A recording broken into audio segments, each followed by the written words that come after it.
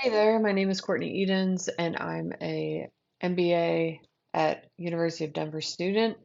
I have a concentration in the marketing program, and I'm here at South by Southwest and just attended the Brand Mysticism, How Viral Brands Are Created panel this morning.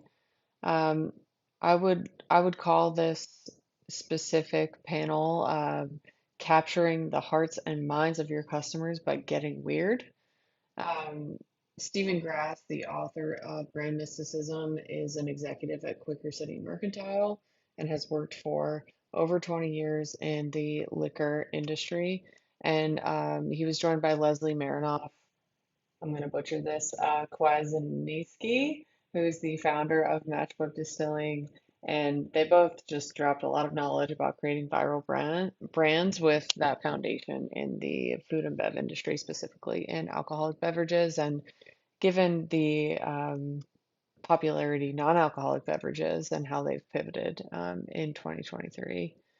So my key takeaways from this session were really that the story of where your brand comes from is so important.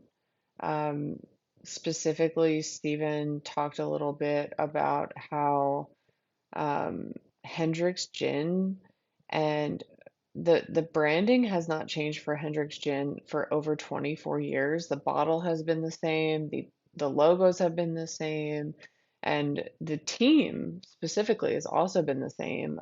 He said, they call themselves the Rolling Stones. They've been together for so long, and the team just knows what to do. There's so much institutional knowledge that they have gathered from being on that brand team for so long as the agency of record for Hendrick's Gin, and and everything is rooted in the brand story. So like Victorian surrealism specifically is where that brand is rooted. That's how Hendrick's Gin was made. So everything that you see visually, all the copy that you see on their advertising, everything you do as a marketer on that brand team has to have and add meaning to Victorian surrealism. But then Stephen mentioned this really great point that as people get to know your brand more, you can get stranger as you go on. You can get really weird. Um, he likened it to archaeology, where you dig up a new artifact, and it reintroduces the consumer to the brand in a way in which you can then talk about that artifact, which is a brand extension.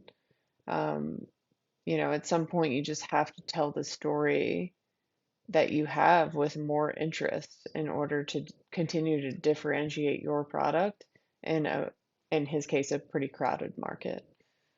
So that was a key takeaway from the session.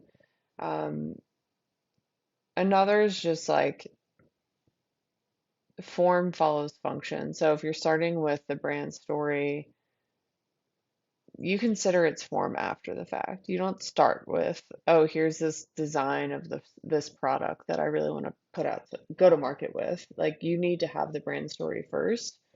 Um, in the case of Hendrix, it's all about longevity. So in that way, a bottle is so important, and that's why they've kept their branding up for so long and have not changed that drastically.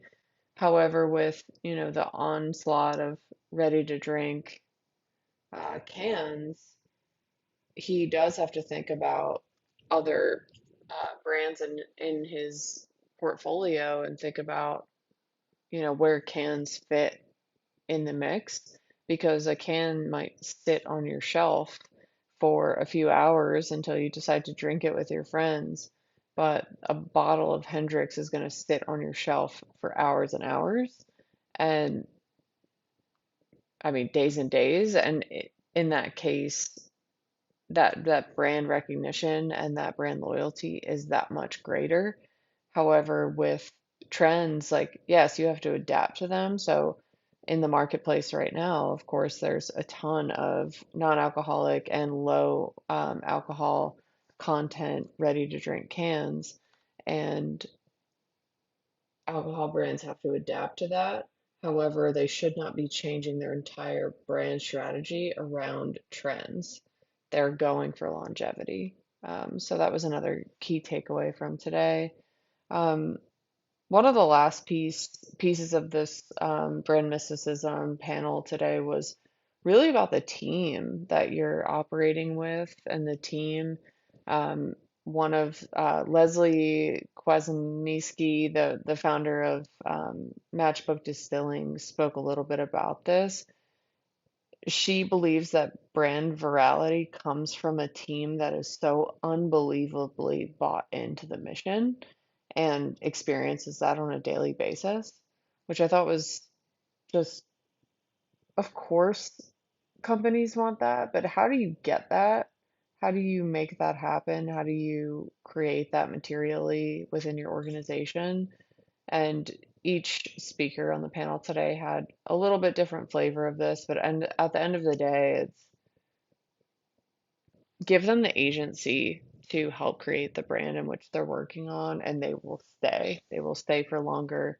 They will feel like their ideas are valued and their contributions are making a material impact. If you can make that happen, you can create a culture where people believe that and it's true. That helps the brand in the long term. So it's really worth it to consider the team around you and have them be unbelievably bought in. In terms of how this impacts business and marketing and branding, I mean, it's pretty clear in this case. Brand mysticism, it's what every company out there right now wants to create. There's a magic sauce, and I don't think this panel specifically is going to give me the keys, but it certainly has given me a few things to think about in terms of creating a team culture that gives you a better chance of brand virality and also brand storytelling. If you go on Stephen Grasse is not only an author of this book, but he is an executive at Quaker City Mercantile, which is an agency out of Philadelphia. And their repertoire, if you just go on their website, I mean, their brand aesthetics, they just do such an exquisite job of unpacking the brand storytelling and making it come to life and just having them as a reference moving forward in my career and in anyone's career. I think it's just a great specific example of, this very, I mean, it's such a specific thing, Victorian surrealism, and how that's connected to gin, and then unpacking that in such a specific way that has created such a loyal fan base. I think we can all take add a feather to our cap after watching that panel and see how that applies to our specific brands that we're either managing or marketing for, or doing PR for, or whatever it is. But yeah, really excellent presentation today from some viral brand marketers and brand strategists. Thanks for listening.